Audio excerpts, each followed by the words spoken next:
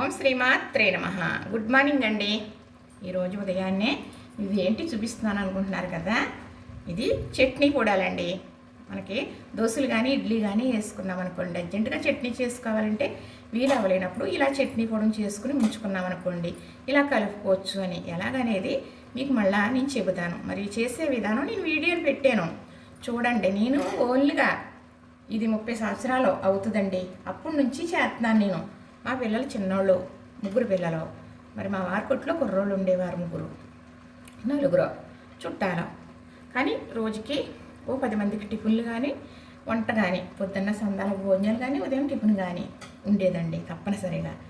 అయితే మరి అలాగంటప్పుడు ఊళ్ళంత పని ఉంటుందండి. చట్నీ చెయ్యాలా, ఒక్కొక్కరు ఒక చట్నీతో సరిపెట్టుకుంటే ఇంకొకరు 2 చట్నీలు కావాలనుకుంటారు కదా, 2 రకాలు వేసుకుంటారు. అలాంటప్పుడు ఏం చేయాలి, ఊళ్ళంత పని మనందరికీ తెలిసిందే. కానీ నేనేమో అలా చేసేదాన్ని. శనగపప్పు వేపేసి, పచ్చిమిర్చి, శనగపప్పు, ఎల్లుల్లిపాయ, కొంచెం ధనియాలు, జీలకర్ర వేయించేసి చక్కగా మిక్సీ పట్టి అందులో మళ్ళీ కొబ్బరి వేసి మిక్సీ పట్టేవాళ్ళం. పచ్చడి చట్నీ చాలా బాగుంటుంది. పోపులు అది వేయడం ఏనాడు అలవాటు లేదండి అప్పుడు.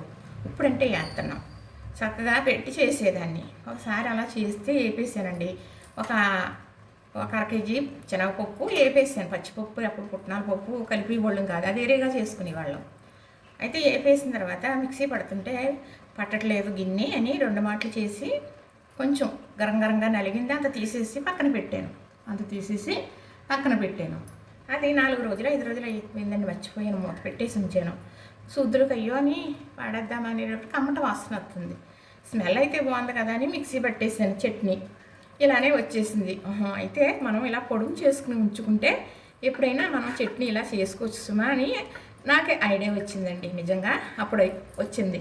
కానీ అప్పుడు పుట్నాల పప్పు, ఎండుమిర్చి, ఎల్లుల్లి రెబ్బలు, జీలకర్ర ఇంతే మాత్రం వేసేసి మిక్సీ పట్టేసి ఉంచేసేదాన్ని.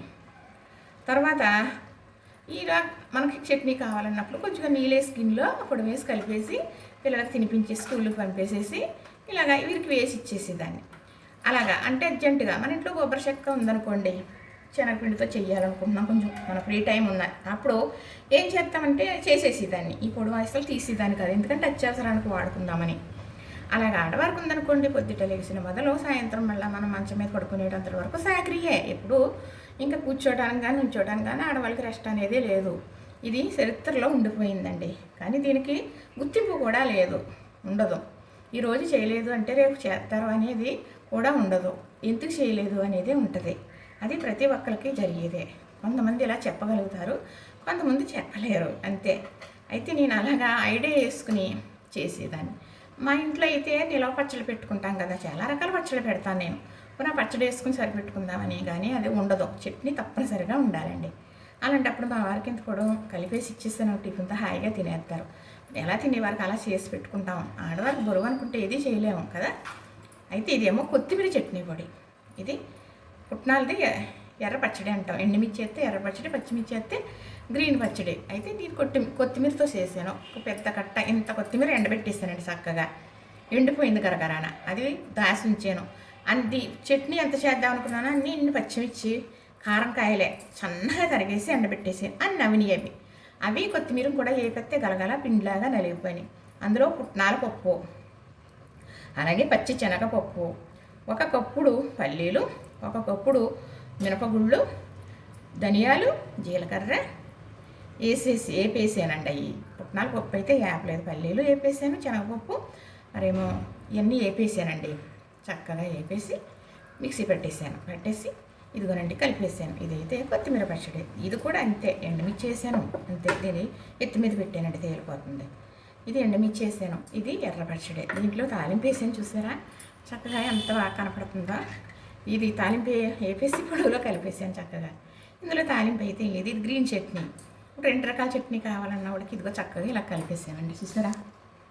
ఇంతేనండి, చక్కగా ఇదిగో చట్నీ పొడంతో చేసిన చట్నీ. ఇది కొత్తిమీర చట్నీ తెలిసిపోతుంది కదా. ఇది ఎర్ర చట్నీ అండి. చక్కగా ఇదిగా